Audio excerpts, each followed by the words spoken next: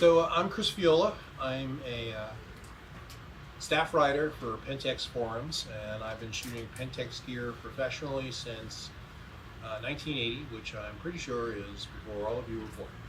Okay, maybe not you, but everyone else. 78. Really? Yeah. Old man. So a little bit about how I became a photographer, and a little bit about how I got into Pentax, and a little bit about my adventures shooting all over North America and Asia. This is the view from my bedroom in Tokyo, where I was a photojournalist for the Pacific Stars and Stripes when I was an Army photojournalist. And that in the background is the Tokyo Tower, which for those of you who are not that familiar with Tokyo, is a life-size 100%, 700 whatever feet tall replica of the Eiffel Tower that they built for some reason in Tokyo. I don't know why. It's gorgeous, and it's one of those things where I'm sure there's a story, but I didn't want to know. It's just beautiful the way it was. And so over the years, I took a bunch of pictures of it out my window. I used to have a running bet that no one ever won. I kept a $100 bill folded up in my wallet, and bet people that nobody could guess my college major and minor, and no one ever got. Few people got one or the other. I don't do the bet anymore since it's now on my blog, so in my bio. So I figure it's not really much of a secret. But I was going to college. I was a theater major, and yes, before kids and this belly, I was a modern dance minor of all things. And the reason this is germane to this story is I dropped out of college when I was offered a job writing for a newspaper. And since I was a theater major as a playwright, I was like, oh, I gotta get paid to write. Why would I go to college to get a job writing when I have a job writing? And so my first day on the job, the editor handed me a Pentax ME and said, oh, I don't have enough money for separate photographers, so just take pictures when you're out there. It's like, okay. And I looked through the viewfinder, and if you know theater has a concept called the proscenium arch, and that is the rectangular boundary of the stage. And as a playwright and as a director, you worked with that proscenium arch to frame the action in the play. And so I looked through that ME and said, that's a proscenium arch. I just frame things the way I frame things on stage. And so I was off and running, and just eventually figured out I had a knack for it. A year or so later, after working for some weeklies, I was dropping off film. Back in the day, you had to mail Kodachrome off. Only a few places could process it. I do love the new Ektachrome, but man, I do miss the old Kodachrome. That stuff was just insanely gorgeous. Just what a beautiful film. I was dropping off some Kodachrome and happened to walk by an Army recruiting office, and just to be obnoxious, I went in and said, hey, could you get me a job on Stars and Stripes? And the guy later, I almost died when I realized that I had said, hey, you, to a sergeant major. For some reason, didn't murder me on the spot. I guess he was having a good day and had all his coffee and everything. But he said, well, I can't get you directly to Stars and Stripes, but I can offer you a guaranteed job as an Army photojournalist, and offered me 3 times the money I was making at the weekly paper. So that was annoying because now I had to actually think about it, but eventually I went off to Fort Stewart, Georgia, and began taking photos down there, and it was an adventure. I got to take pictures of the Challenger space shuttle launch a year before the Challenger blew up. I got to take pictures of Army maneuvers, and here's a picture from those days. It's a Ranger sniper. This photo is not that interesting these days, because everybody's got a mirrorless camera or a phone with iFocus. We did not have autofocus, never mind iFocus, so for years I would get oohs and ahs because I have everything in this photo is slightly soft except his eye. that was a handheld DLX right there with a 200 millimeter f4.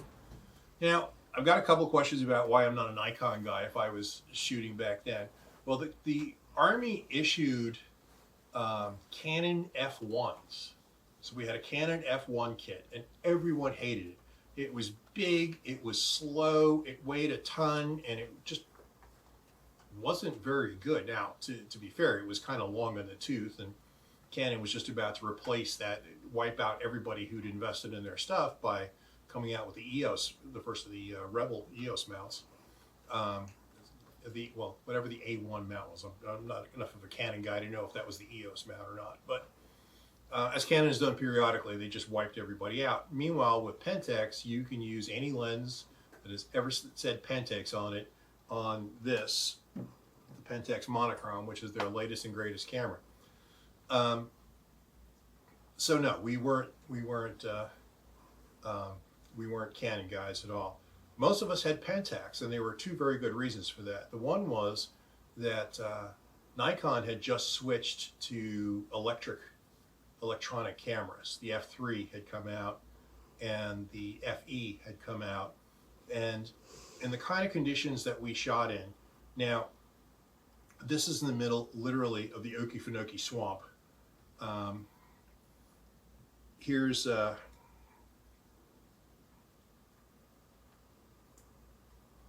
soldier in the middle of the Mojave Desert. We shot in conditions that were just insane for any amount of camera equipment.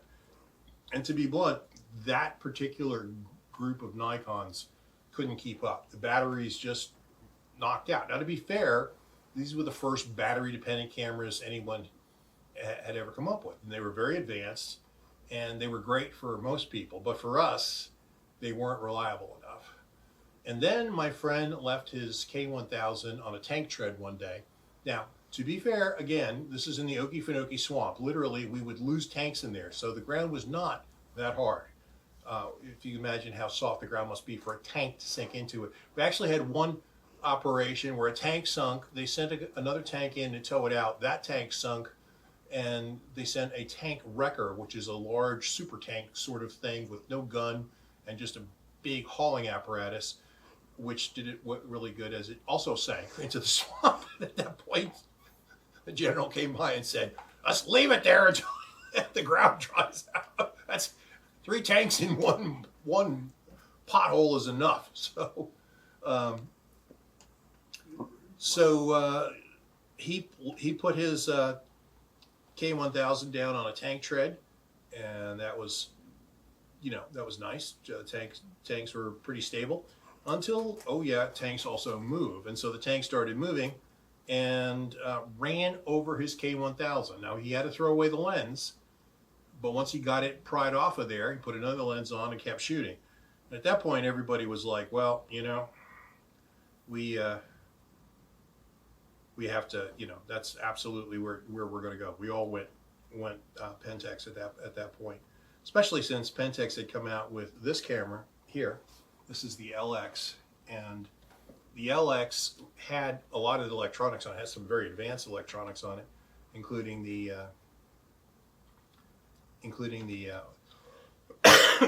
off the film flash metering.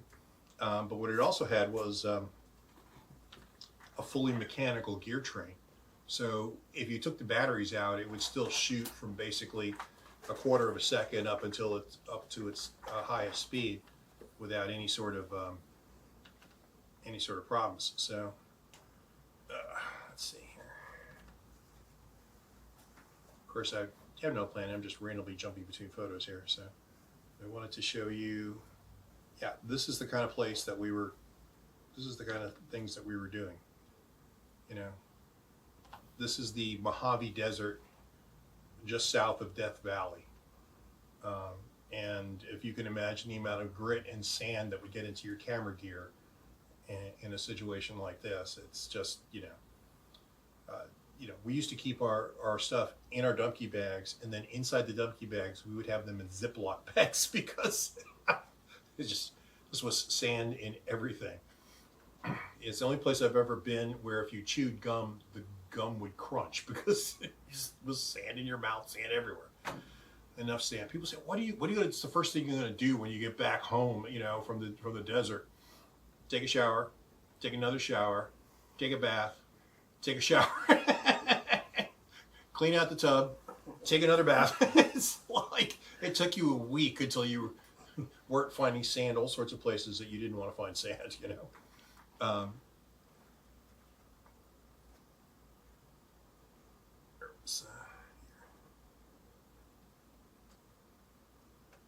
Soldiers advancing in front of those tanks. There's a guy carrying an M60 machine gun with the tripod there on the right. So then I got orders to go to Pacific Stars and Stripes. I did make it to Stars and Stripes, and I went to Tokyo. Now, Tokyo in those days was sort of like Disneyland for photographers for a couple of reasons. One, the dollar was extremely strong against the yen. The dollar has mostly been pretty close to 1-to-1 since then. 100 cents a dollar would get you about 100 yen. It's floated up 10 or 20 and down 10 or 20, but been around that. At the time, the dollar was close to 300 yen per dollar. So, man, I went to the Pentax factory like every week. So got paid. Let's go buy more lenses. So that's why this lens here is the. I tried to bring things today that you might not have seen or might have heard about or seen in pictures and wanted to see for real. So here's what I've ended up with Pentax. Here's the 6.7, which is the handheld giant 35mm that shoots 120 film and 6x7 centimeter negatives. Here's the other extreme, the Auto 110 Super, which I used to load with 110 Kodachrome 64. And you can ask my kids, they've seen the slides. They're like jewels. They're unbelievably beautiful and detailed from a camera this tiny. The other interesting thing about the Auto 110, besides what a great little camera it was, and it's never, I'll be honest, it's never been the same since they discontinued Kodachrome. The rumor always was they made this camera for Kodachrome, and I think it really shows that was true. But the other interesting thing was, I didn't bring it today, but this camera had a fantastic telephoto, the 70mm lens, and which, while these lenses are small and kind of plasticky, the 70 was all metal, and the rumor always was that the 70 was the sort of the prototype for the Pentax limited lens series, which is so famous today and gotten so many awards. Just an unusual, something where everything was poured into the optical design with no compromises whatsoever. The other extreme is here. This is the legendary Pentax A-Star 135 f1.8.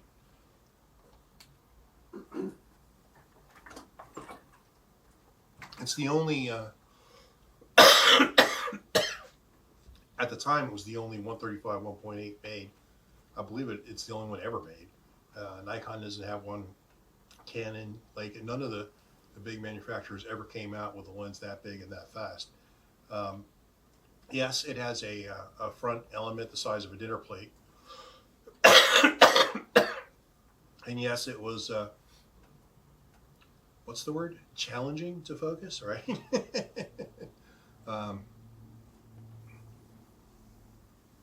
Here's, by the way, here's a photograph of me with an LX in the Mojave Desert, working as a photographer. And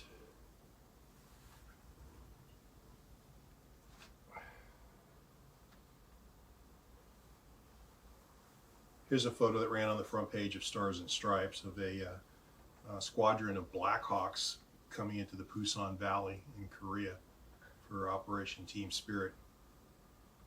And everyone's like, "Oh, that's really nice. How'd you get that photo?" I laid in the mud for a day and a half because they would always come up that way, and with a telephoto, so they would stack up. And I have like 100 photos. One of them has wandered out of line. It's like, so yeah, a lot of being a photojournalist is not being too shy to get down in the mud and stay there until the shot you could see coming gets there. Um,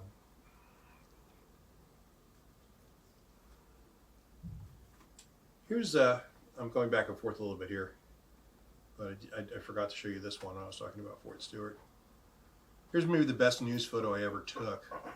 You guys probably don't remember, but after Vietnam and the debacle that was for the American military and the helicopters pulling people off the roof in Saigon as the country fell, the military was really sort of disparaged in this country. People spitting on them and on soldiers in uniform and airports. It was really bad. And then after Ronald Reagan was elected president, he did something called the invasion of Grenada. And that's a fun story too. We were the 2 days before the invasion of Grenada. It was a Sunday, and that was the day, this has gotten talked about because of the Middle East again, that was the day the Marine barracks in Beirut were attacked. Now, the reason we were doing those things in the Mojave and the rest of that is we were part of the Rapid Deployment Force. Again, most of you are too young to remember, thank God. But the Rapid Deployment Force's job was to take long enough dying to keep the Soviets off the Atlantic coast of France. That when the balloon went up, is what they used to call it, the Soviets would roll out of Eastern Europe, East Germany, Poland, Czechoslovakia, Hungary, and cross into West Germany and then push forward. And there were three main units in the Rapid Deployment Force. The 82nd Airborne, which was helicopter bound, which was parachuted. They would just parachute in, very light weapons, weapons that a soldier could carry. And then their job was to last for 24 hours. The second unit was the 82nd Airborne out of Fort Campbell, Kentucky. Air Assault, they're the ones with the helicopters. They had light but heavier equipment. Tanks with jeeps with mounted machine guns, light armored personnel carriers, that sort of stuff. And their job was to last for 48 hours. We were the 24th Infantry Division. Our job was to last for 72 hours. We had C-5 Galaxy Air Force aircraft that would take us in our tanks, and we had a battalion of Rangers who would go and get us an airfield. They would take the airfield, our C-5s would come in and put the tanks and us on the ground, and we were supposed to hold for 72 hours. So that whole 6 days combined was enough to for the regular army to get there, was the idea. And here's the thing you have to understand. None of us had what was called a hookup plan. There was no plan for the 82nd Airborne to meet up with the 24th, and there was no plan for the 24th to meet up with the 1st Infantry Division or anyone else, because we would lack unit cohesion, which was the Army's nice way of saying too many of you were dead for us to have a plan for that. You were just, but whichever of you were left, just figured it out. So the Marine barracks in Beirut are bombed. 250 Marines are killed. 26 soldiers are killed. And about an hour later, as this news comes around on radio and TV, we get mustered. So we figure we're going to the Middle East. And we sit on the way military muster works is you get all your gear, you get your go bag, you go to your duty station, and you sit there. So you are ready to be put on a plane and loaded off to go fight wherever it is. And we got our weapons, we got everything, except ammo, of course. And so we sit there Sunday night, Monday night, Tuesday morning. By now we're bored stupid, right? It's like we're bothering the sergeant major. Can we go get food? No. You're mustered. You can't go get food. Come on. So, and we have the TV on, and the news breaks in that we've invaded the island nation of Grenada, which led us to the very logical question: where in the hell is Grenada? Why are we? And what we couldn't figure was sometime Monday night, the Ranger Battalion had deployed. So we assumed they were someplace in Beirut or Lebanon or something, getting us an airfield that we could get in there. But nope, the Rangers are gone. We're still here, and now somebody has invaded